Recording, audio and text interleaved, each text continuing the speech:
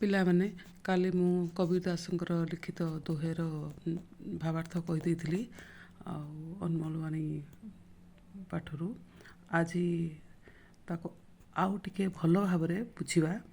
ଏ ଯେଉଁ ପୃଷ୍ଠା 2 ଆଉ 3ରେ ଦେଇଛି ତାର ଭାବାର୍ଥ, ତାକୁ ମୁଁ ଓଡ଼ିଆରେ ଭଲ ଭାବରେ ବୁଝେଇ ଦେଉଛି। ସତ୍ୟ ହମେଶା ମହାନ ହୋତା ହେ। ସତ ସବୁବେଳେ ପ୍ରତ୍ୟେକ ସମୟରେ ହିଁ ପ୍ରତ୍ୟେକ ମୁହୂର୍ତ୍ତରେ ହିଁ ଆମ ପାଇଁ ମହତ୍ୱପୂର୍ଣ୍ଣ, କାରଣ ସତ୍ୟ ବିନା ତାର କିଛି ବିକଳ୍ପ ନାହିଁ। ସଂସାର ମେ ସତ୍ୟ କେ ସମାନ ତପସ୍ୟା ୟା ଜ୍ଞାନ ନାହିଁ। ସତ୍ୟ ସହିତ କାହାକୁ ଆମେ ତୁଳନା କରିପାରିବାନି। ଯେତେ ତପସ୍ୟା ଆମେ କଲେ ବି ସତ୍ୟ ସହିତ ସେ ତୁଳନୀୟ ନୁହେଁ, କାରଣ ଆମ ଜୀବନ ଚଲାପଥରେ ଯେତେ ଦୁଃଖ ଦର୍ଦ ଯେତେ ସମସ୍ୟା ଆସୁନା କାହିଁକି, ଆମେ ସତ୍ୟର ହାତ କେବେ ଛାଡ଼ିବାନି। ଆମେ ସତ୍ୟ ସହିତ ସବୁବେଳେ ଚାଲିବା। उसी प्रकार झूठ या मिथ्या के बराबर पाप या बुरा काम नहीं। दुनिया रे एमती कौनसी पाप बा बुरा काम बा खराब कार्य नहीं जहाँकि मिथ्या सहित तुलनीय, कारण बुरा काम करना पाप है। बुरा काम खराब काम करवाटा खराब कार्य करवाटा निजे गोटे ही पाप। तेणु आमे मिथ्यार आश्रय केबे भी नबा नहीं। जिसके हृदय में सत्य का निवास है, अर्थात जो हमेशा सच बोलता है, उसका हृदय निर्मल है।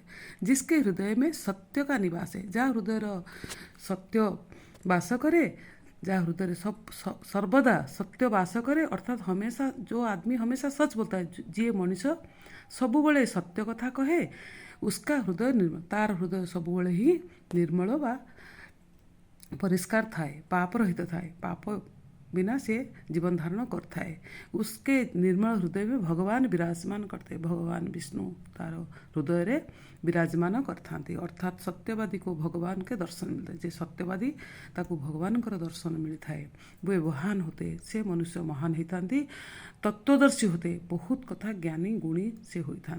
समाज सत्यवादी का आदर करता है, पाप का अनादर करता है। समाज सबुबले सत्यवादी लोग को ही ग्रहण करता, पापीर अनादर करता है।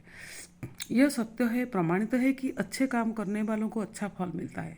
ये सबुबले प्रमाणित हो जाए कि जे भल काम करे ताको भल फल मिले, और बुरे काम करने वाले को बुरा फल मिलता है। जे खराब काम करे ताको खराब कथा ही खराब फल ही मिलता है।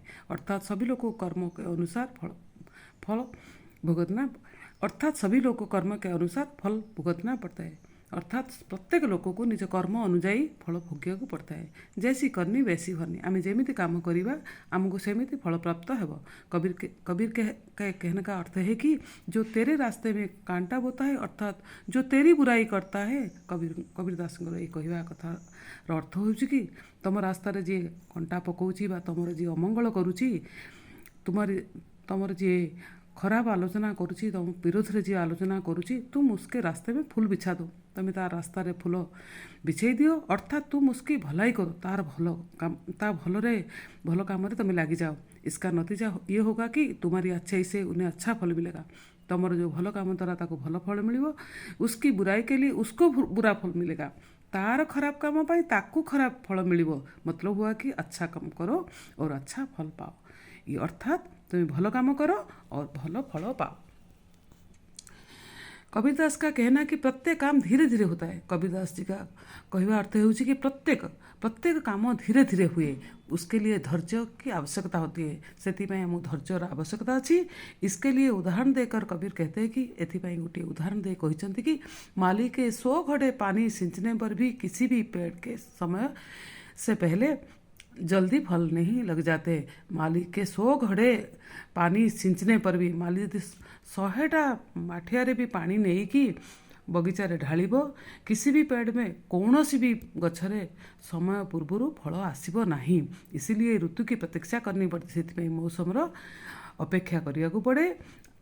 वक्त के आने पर ही पेड़ में फल लगते, समय आसले गछरे फल लगे। मु नेक्स्ट वीडियो रे मु तुम मानक ये जो निम्नलिखित प्रश्न अच्छी मु तार उत्तर लिखिकी पढ़िकी तुम मानक मो खातार लिखिकी पढ़िकी तुम मानक वीडियो करी पोस्ट करी। अल्प टिके अपेक्षा कर। धन्यवाद।